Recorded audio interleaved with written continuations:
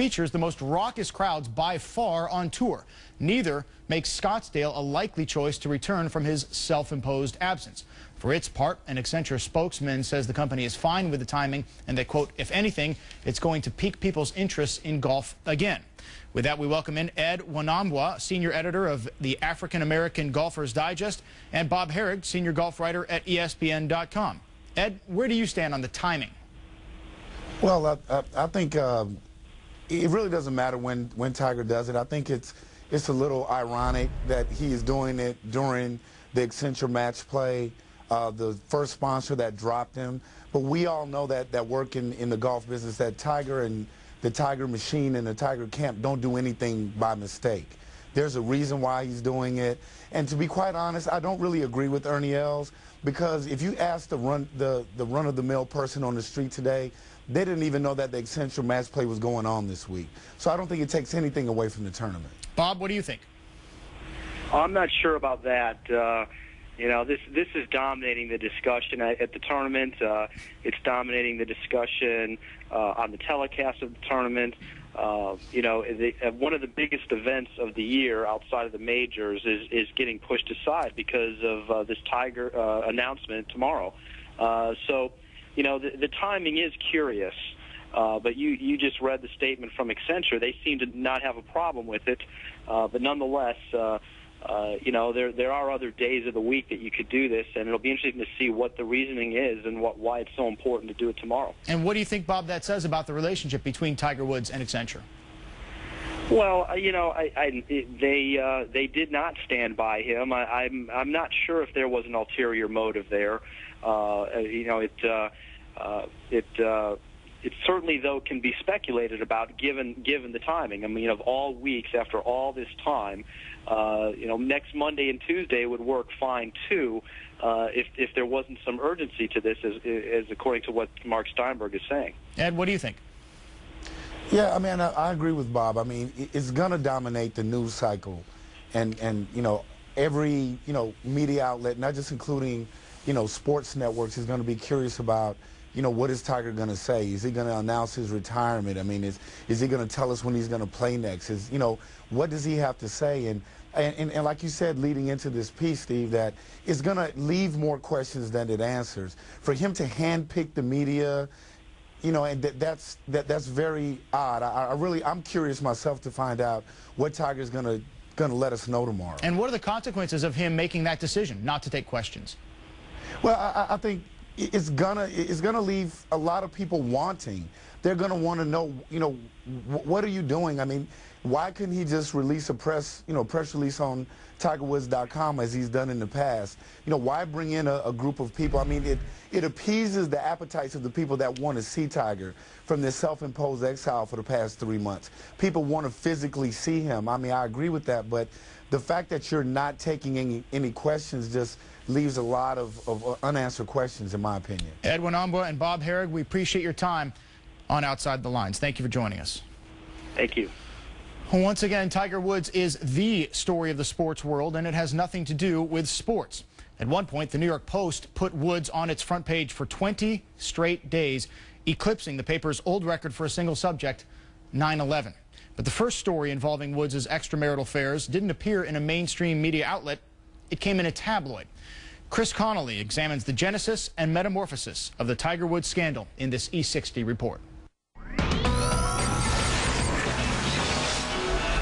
Breaking news this afternoon in the news. A minor accident. Tiger Woods. Major news. SUV into a fire hydrant. Smashed out the back window. Woods was taken to a nearby hospital by ambulance. But less than 2 days before his now infamous accident, Tiger Woods' saga began in a tabloid. This one, the National Enquirer, with a sensational but carefully worded cover story that broke on November 25, 2009, alleging that Woods was involved with socialite Rachel Yucatel, a friend of hers claiming that the pair were having an affair. The story started with a tip that came into one of our reporters. We were told that Tiger was seeing this woman behind the scenes of his marriage. We make no bones about it, the National Enquirer. We practice checkbook journalism. If a source brings us credible information on a story, We will pay them. We will write them a check.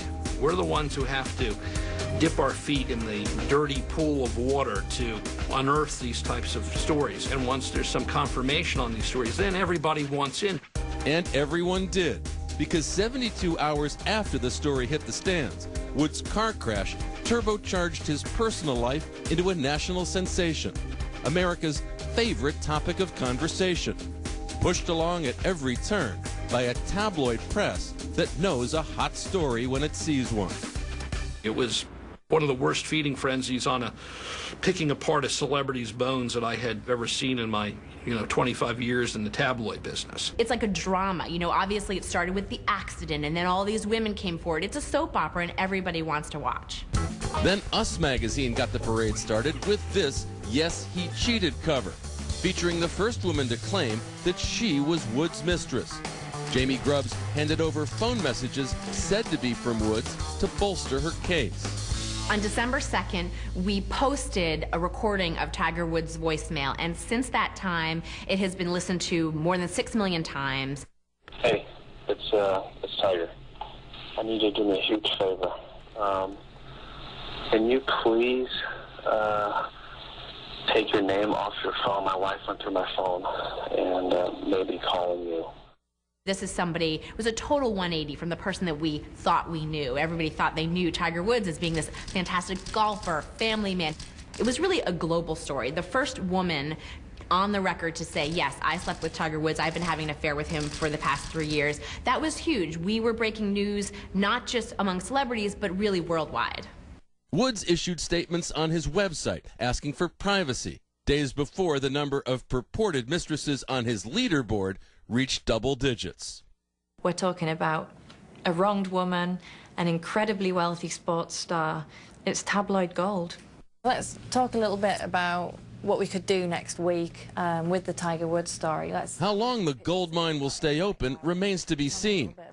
If sports fans are primarily concerned with the scandal's effect on Woods' career, tabloid readers may be more eager to know what Elin Woods' plans are. I mean, we see these pictures of the sister, and it's sort of like a body double, and we keep thinking it's Elin, and it's not Elin. For us, if this story still has legs, it's going to be the reconciliation, the divorce, Tiger coming out in public. Those are the things that we're interested in right now. For now, it's become a paparazzi story, with purported sightings of Woods at a sex clinic. And on January 22nd, a disputed photo of Woods taken by the National Enquirer and posted on a related website. I've been asked several times by reporters, do you feel bad for his wife? Should she blame you? The only person where blame should be placed is on Tiger Woods himself. He did this to himself. It's been incredible. It's been an incredible story, and I really don't think we're at the end of it yet. Chris Connolly reporting. Check out a companion piece onto the Tiger Woods tabloid frenzy on ESPN.com. These are the first 2 clear pictures of Tiger Woods since the November 27th car crash, although there's no proof when they were taken. It is Tiger Woods jogging with his personal trainer. Tabloid executives had speculated the first pictures of Woods would fetch up to $1 million, but it wasn't paparazzi who took those photos. It was a noted sports photographer, Sam Greenwood of Getty Images. We're now joined by Dave Zirin of The Nation.